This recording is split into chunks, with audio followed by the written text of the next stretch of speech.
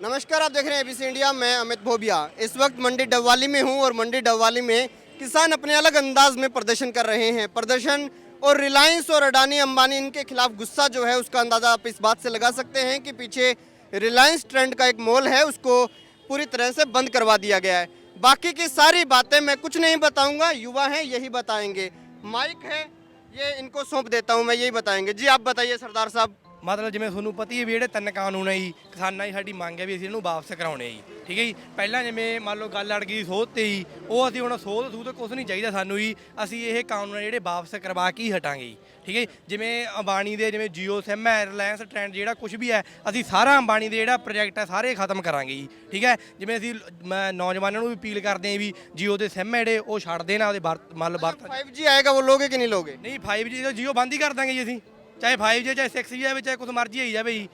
ਅਸੀਂ ਜੀਓ ਜਦੋਂ ਇਸਤੇਮਾਲ ਹੀ ਨਹੀਂ ਕਰਨਾ ਅੰਬਾਨੀ ਦਾ, ਚਾਹੇ ਸਾਨੂੰ ਕੋਈ ਫਾਇਦਾ ਹੋਵੇ ਸਾਡੇ ਘਰ ਜਾ ਕੇ ਸਿੱਟ ਜੇ ਕੋਈ ਵੀ ਚੀਜ਼, ਅਸੀਂ ਉਹ ਲੈਣੀ ਨਹੀਂ। ਜਦੋਂ ਅੰਬਾਨੀ ਦਾ ਸਿਸਟਮ ਹੀ ਖਤਮ ਕਰ ਦਾਂਗੇ ਅਸੀਂ ਅੰਬਾਨੀ ਦਾ ਹੀ। पानी का बिजनेस खत्म करना है। हाँ। आप बताइए क्या कहना चाहते हैं? सर जैसे 300 साल पहले अंग्रेज़ों का राज था, उसे ख़त्म करने के लिए कितने बलिदान दिए।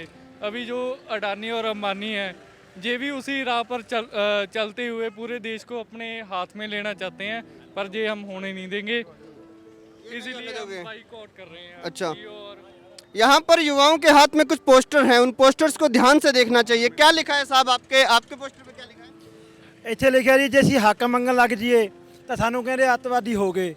ਉਹ ਖਾਲਸਾ ਏਡ ਜਿਵੇਂ ਹੈਗੀ ਆਪਣੇ ਤੋਂ ਕੰਮ ਕਰ ਰਹੀ ਹੈ, ਪੂਰੇ ਇੰਡੀਆ ਦੇ ਵਿੱਚ ਕਿਤੇ ਵੀ ਹੜ੍ਹ ਆਉਂਦੇ ਆ ਜਾਂ ਕੋਈ ਸੁੱਕਾ ਪੈਂਦਾ ਕੁਝ ਵੀ ਹੁੰਦਾ ਹੈਗਾ, ਉੱਥੇ ਜਦੋਂ ਪਹੁੰਚ ਜੇ ਕਹਿੰਦੇ ਹਾਂ ਜੀ ਬਹੁਤ ਵਧੀਆ ਕੰਮ ਕਰ ਰਹੇ ਆ, ਇਹ ਸਿੱਖ ਬਹੁਤ ਵਧੀਆ ਕੰਮ ਕਰ ਰਹੇ ਆ। ਤੇ ਜਿਹੜੇ ਹੁਣ ਕਿਸਾਨ ਅੰਦੋਲਨ ਕਰ ਰਹੇ ਨੇ ਉੱਥੇ ਬਾਰਡਰਾਂ 'ਤੇ ਡਟੇ ਹੋਏ ਨੇ, ਹੁਣ ਉੱਥੇ ਜਾ ਕੇ ਜੇ ਕਿ ਉਹਨਾਂ ਨੇ ਹੈਲਪ ਕੀਤੀ ਹੈ ਤਾਂ ਹੁਣ ਕਹਿੰਦੇ ਵੀ ਇਹ ਵੀ ਅੱਤਵਾਦੀ ਹੈ। ਤਾਂ ਫਿਰ ਅਸੀਂ ਉਹੀ ਗੱਲ ਵੀ ਜਦੋਂ ਆਪਦੇ ਹੱਕ ਮੰਗਣੇ ਹੁੰਦੇ ਆ ਉਦੋਂ ਅੱਤਵਾਦੀ ਹੋ ਜਾਂਦੇ ਆ ਜਾਂ ਵੱਖਵਾਦੀ ਹੋ ਜਾਂਦੇ ਆ, ਨਕਸਲੀ ਹੋ ਜਾਂਦੇ, ਸਭ ਕੁਝ ਹੋ ਜਾਂਦੇ ਆ। सबसे बड़ी बात है कि किसानों की उस दुखती रग पर हाथ लगाया जो इस देश को अन्न देता है। और गुरु नानक देव जी कहा करते थे कि जो अन्न देता है वो दूसरे के जीव को पालता है, तो सबसे उत्तम काम यही है। और उन्हीं को आतंकवादी कहा गया, यही सबसे गलत लगा। अच्छा, आपके पोस्टर पे क्या लिखा भाई साहब? मोदी भैन चनू किसी ने गाल नहीं करनी। गाली तो आप दे रहे हो इसमें। गाली तो वही तो देनी पड़ रही है। वर्ब है क्या ये? हेल्पिंग वर्ब है ये पंजाबियों की। ਮੋਦੀ ਯੋਗੀ ਦਾ ਨਾਮ ਸੁਣ ਕੇ ਆਪ ਹੀ ਨਿਕਲ ਜਾਂਦੀ ਹੈ ਗਾਲ। ਤਾਂ ਹੁਣ ਇਹ ਮਾਹੌਲ ਹੋਇਆ ਪਿਆ ਹੈਗਾ। और भी यहाँ पर लोग हैं। अजय एसपी साहब कैसे हो? स्वास्थ्य ठीक है आपका? आप एक बात बताइए, अभी आंदोलनकारी हो और पिछले दिनों भी विवाद में आ गए थे, क्या हो गया? ਨਹੀਂ ਵਿਵਾਦ 'ਚ ਤਾਂ ਇਹ ਸਰਕਾਰਾਂ ਦੇ ਖਿਲਾਫ ਜਦੋਂ ਆਵਾਜ਼ ਉਠਾਵਾਂਗੇ ਤਾਂ ਹੁਣ ਤੁਸੀਂ ਦੇਖੋਗੇ ਹੀ ਘਮੰਡੀ ਸਰਕਾਰ ਦੇ ਖਿਲਾਫ ਜਿਹੜੀਆਂ ਇਹ ਕਾਲੀਆਂ ਨੀਤੀਆਂ ਲੈ ਕੇ ਆਈ ਆ, ਕਿਸਾਨ ਇਹਦਾ ਵਿਰੋਧ ਕਰ ਰਹੇ ਆ, ਤਾਂ ਹੁਣ ਇਹ ਬੁਖਲਾਹਟ ਦੇ ਵਿੱਚ ਆ ਚੁੱਕੀ ਆ ਤੇ ਇਹੋ ਜਿਹੇ ਕਦਮੇ ਉਠਾਉਣ ਲੱਗ ਗਏ, ਮਾਰ ਪਟਾਈ ਤੇ ਉਤਰੇ ਆਏ। अच्छा एक बात बताइए, मैं किसी किसान नेता से ये सवाल पूछना चाहता था कि आपको नहीं लगता कि पॉलिसीज में रिफॉर्म तो होना ही चाहिए, एग्रीकल्चर सेक्टर में रिफॉर्म की आवश्यकता है?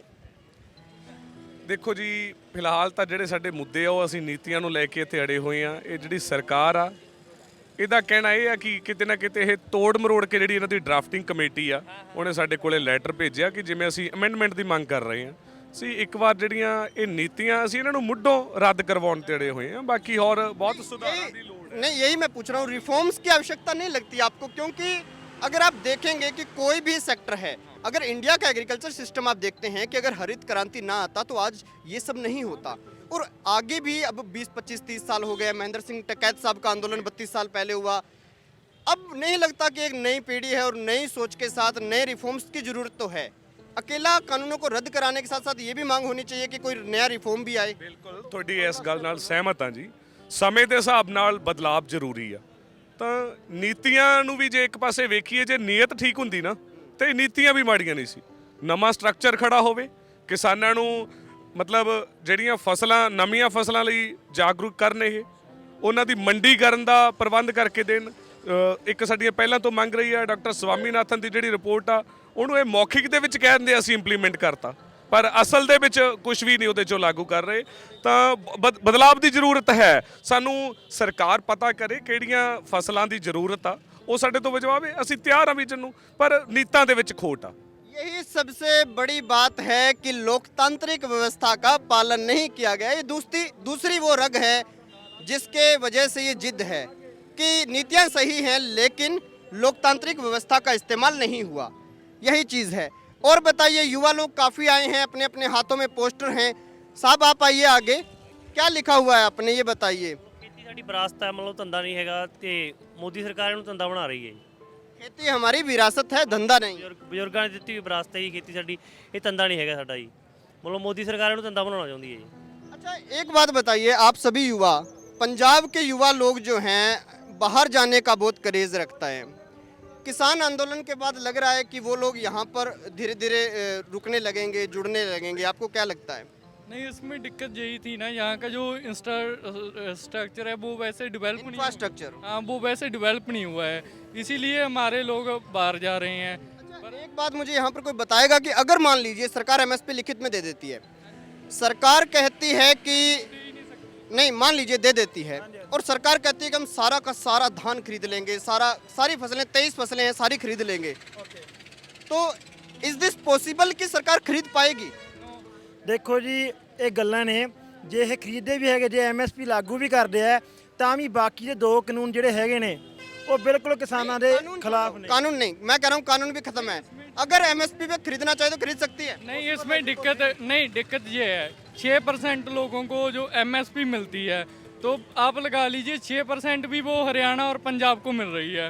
तो हरियाणा और पंजाब का अगर आप एरिया देखते हो बहुत कम है, अगर पूरी इंडिया के मुकाबले देखें तो। अगर पूरी एमएसपी जो हरियाणा और पंजाब को मिल रही है, आप पूरी इंडिया को कैसे दे सकते हो?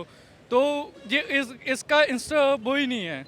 यही बात वो है जिससे केवल मोदी सरकार नहीं, पहले की सरकारें भी डरती हैं और नई सरकारें अगर बनेंगी तो उनको भी डर रहेगा कि 100% अनाज जो है वो एमएसपी पे नहीं खरीद पाएंगे। यही युवा जो कह रहे हैं, यही बात है कि आप 6% ही खरीद पाते हैं, सारा नहीं खरीद पाएंगे। और गेहूं के अलावा और कौन सी फसल है जो एमएसपी पे बिकती है आज? अगर फसलें हैं, 23 फसलें हैं।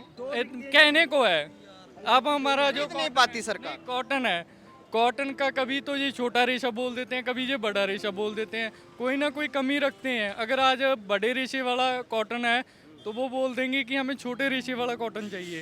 तो ये आपको भी पता है, ये कुदरत के ऊपर है, ये किसान खुद तो इसे तैयार नहीं कर सकता, बीज वो छोटा रेशा होगा या बड़ा रेशा होगा, तो वो उसी हिसाब से कर देते हैं भी अब छोटा चाहिए या बड़ा चाहिए। एक बस वो सोचते हैं कि अब प्राइवेट आएगा तो वो अपने आप खरीदेगा तो हम इससे बाहर निकल जाएंगे। वो ਹਰ ਇੱਕ ਮਸਲੇ ਦੀ ਗੱਲ ਕਰ ਰਹੇ ਹਾਂ। आज बात हो रही है, लगता है कि आज कुछ होगा। ਦੇਖੋ ਉਹਨਾਂ ਨੇ ਪਹਿਲਾਂ ਵੀ ਸਾਨੂੰ ਜਿਹੜਾ ਲੈਟਰ ਦਿੱਤਾ ਹੋਇਆ ਵੀ ਕਹਿੰਦੇ ਵੀ ਅਸੀਂ ਸੋਧਾਂ ਵਾਸਤੇ ਮਨਜ਼ੂਰ ਹੈ, ਪਰ ਅਸੀਂ ਇਹੀ ਮੁੱਢੋਂ ਗੱਲ ਕਰਦੇ ਆਏ ਹਾਂ, ਸਾਨੂੰ ਸੋਧਾਂ ਮਨਜ਼ੂਰ ਨਹੀਂ, ਅਸੀਂ ਮੁੱਢੋਂ ਹੀ ਇਹਨੂੰ ਖਾਰਜ ਕਰਨਾ ਹੈ। ਜਿਹੜਾ ਹਾਂ मतलब कि बिल्कुल खारिज करना है, एक पॉइंट भी नहीं रखना इसका। एक बार अगर शुरुआत हो गई ना, अगर हम चेंज करने के लिए मानते हैं तो शुरुआत होगी, तो धीरे धीरे इसमें ऐसे चेंज करेंगे कि वो किसान के खिलाफ जाएंगे। तो आपको भी पता है जितने भी आज तक सरकार आई है, किसी ने किसान का हाथ नहीं पकड़ा है।